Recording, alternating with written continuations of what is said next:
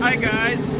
Okay, I wanted to show you some stuff here. This big orange thing that you're looking at is sort of like a big tent that the workers have built, because inside there they poured some concrete. And after you pour the concrete, you have to keep it from freezing. It's really cold outside and they got to keep the concrete warm. So what they do after they pour the concrete is they build a tent around it, and then they use these big heaters. This thing here is a really big, powerful heater, and it's blowing hot air through those hoses there into the tent, and that's going to keep the concrete nice and warm. And this heater is powered by propane. So if you remember outside in our barbecue that we have those white propane tanks. That's what the barbecue burns. It burns propane to cook your food, and this heater, it works on the same thing. So it's burning the propane to make heat, and it's blowing the hot air into the tent to keep the concrete warm.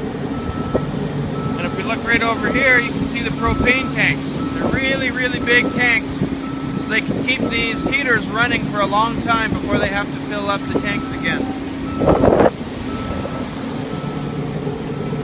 I'm going to walk around to the other side over there and show you up close what some of this rebar looks like once they have it in place. Hey guys, so here is the forms. All of this wood that you see here, that's called a form. And basically it's like a really big container for the concrete.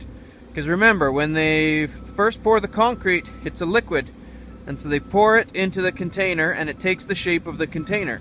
And after a couple of days, the concrete will be hard, and then they can take the forms off.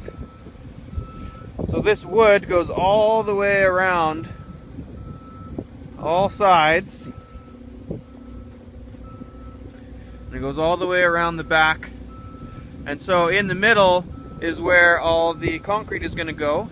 There's no concrete in there yet, but you can see all of the steel bars sticking up. That's rebar, and that helps to make the concrete even stronger. So it's a lot of work to put all the bars in place.